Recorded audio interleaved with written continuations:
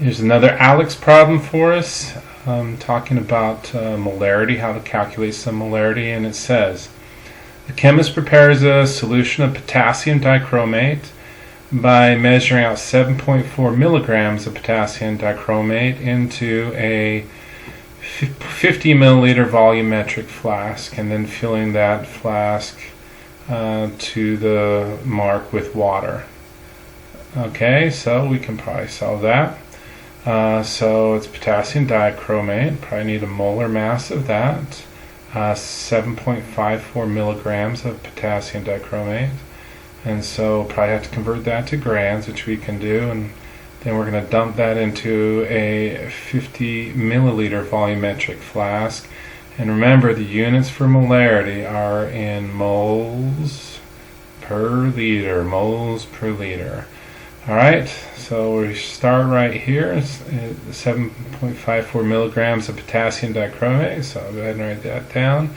7.54 milligrams of potassium dichromate. Okay, so we know we need to get that into grams.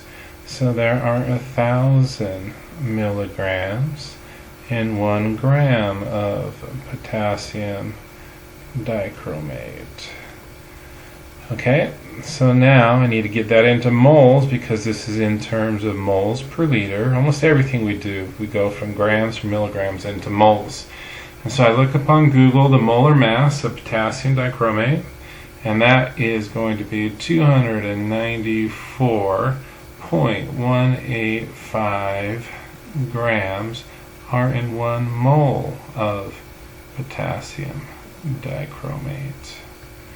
Okay, so that will give me my answer in moles, so that'll go right there. Okay, and then in liters, I have 50 mils that was filled right to the mark.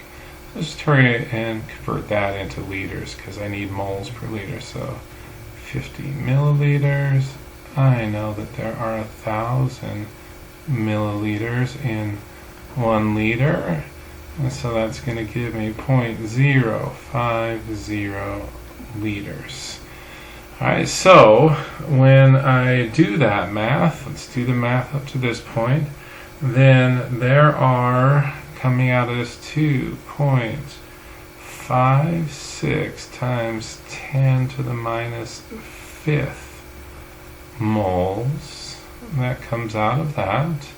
And if I then divide that, it's my moles, I'm going to take these liters and put right there, divide by 0.050 liters, then that would end up giving me a 5.1 times 10 to the minus 4th molar, or moles per liter.